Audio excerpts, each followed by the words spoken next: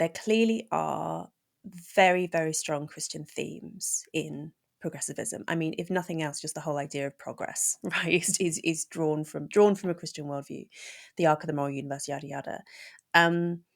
But it also seems to me that progressivism, for some reason, which hopefully we might get onto, is very vulnerable to being sort of paganized. So I wrote this piece for First Things a few months ago about abortion and the importance of abortion to Christianity, in the sense that prizing the vulnerable, protecting the vulnerable from the very beginning is an extremely important Christian principle, and Christians right from the beginning were objected to infanticide and abortion in the Roman world, and that has persisted ever since. And so basically, therefore, if you move to legalize abortion, particularly late-term abortion and so on, you are in a sense rejecting Christian doctrine. And so when people argue about abortion, what they're really arguing about is Christianity, and whether Christianity should remain the state religion. And progressivism is clearly indebted to Christian ideas in some sense, but progressivism is also extremely pro-choice and extremely pro-euthanasia and all sorts of other things, which are really, really not okay within the sort of Orthodox Christian framework.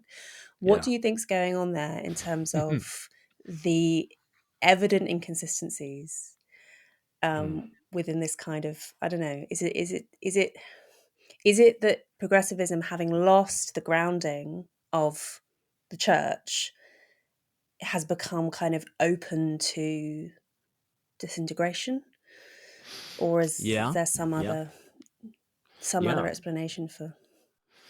Well, I think so. I talk in The Air We Breathe about 7 values of the kingdom, which are kind of the fruit of the Jesus Revolution, which are things like equality, compassion, consent, enlightenment, science, freedom, and progress. But I think detached from Very well their done remembering Christian, all your chapters. I can't do I've done this before.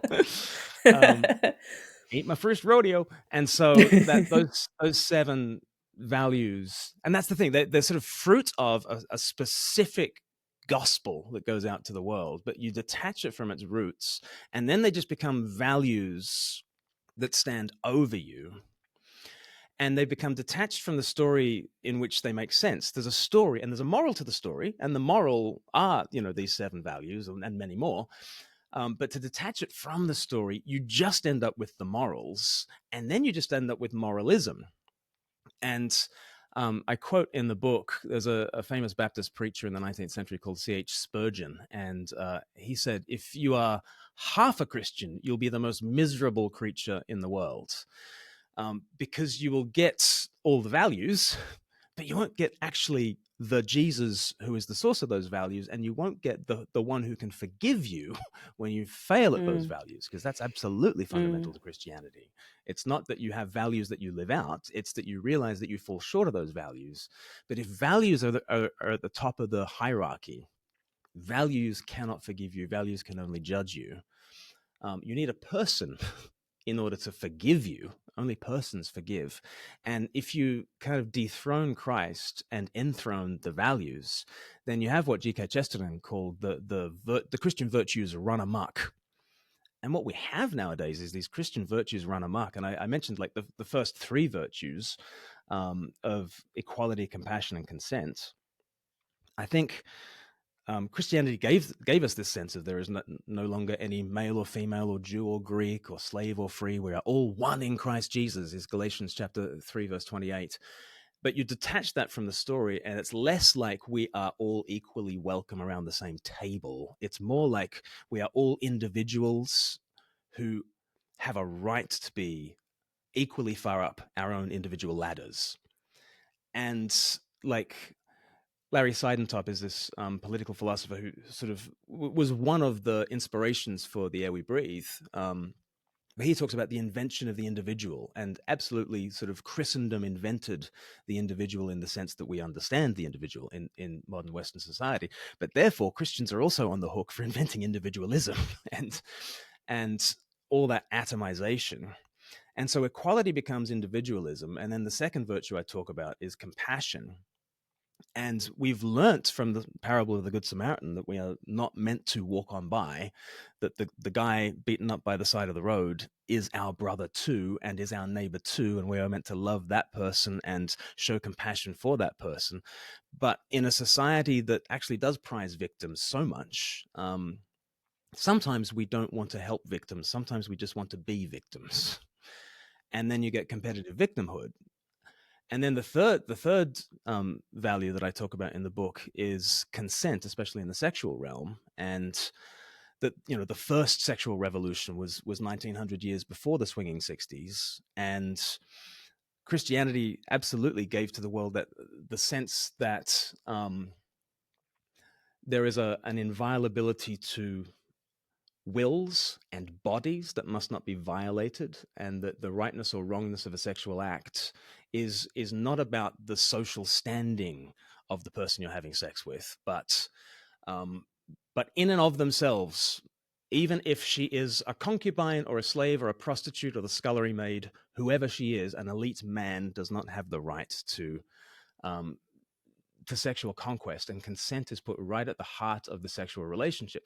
Now, divorce that from Christianity, and again, nowadays consent is pretty much the only virtue that we are clinging on to in the sexual realm. And so choice in sexual matters becomes absolutely primary. So now you weave those three things back together. You've got radical individualism, you've got competitive victimhood, and you've got choice as king in the sexual realm. And you've got the madness that we see all around us. And it's a madness that is unthinkable without the Christian Revolution. It's a madness that uses a lot of Christian phrases and uses the cachet that Christianity has given to those phrases, but they are being wielded for very pagan ends. And just on abortion as well. I mean, you're right. You couldn't think of a less Christian thing than infanticide or abortion in that sense, because they are the weakest, the least, the last, and the lost among us. We must preserve and protect them, and not cast them off, even though it's a human universal, really. Like infanticide pretty much is a human universal. Tacitus noticed a couple of German tribes that didn't practice it, and that was noteworthy to him. He was like, what? You don't kill your girls? You don't kill your disabled? That's weird. Because Jews and Christians had always stood against infanticide, and I think it's a profoundly Christian thing to do. Now, what's interesting is that on the pro-choice side of things, even though they're arguing for what I would think is a kind of infanticide by extension, they're using profoundly Christian language to do it. They are foregrounding choice and consent, and which comes from that consent thing, and they are foregrounding its healthcare. Well, who invented the hospitals, right? They're foregrounding the equality of the sexes and women's rights, and the bodily autonomy of the woman, and all those sorts of things. And so what has happened with Christianization is, I might wish as a Christian that the Christianization had gone more deeply and more thoroughly. It has definitely done a number on us in terms of our moral intuitions at a surface level, and the language that we use, even as we are going down certain pagan routes, we can't help but do so with Christian-ish justification. And again, as a Christian, you won't be surprised to learn. I think the answer is to return to Jesus, return to the story, and let's surrender ourselves to that. But we are this strange mixture of Protestant and pagan. And I've got a podcast with Andrew Wilson called Post Christianity, and people can check out. We've got an episode on this sort of interplay of the West, the modern, late modern 21st century West is a kind of this weird mixture of Protestant and pagan.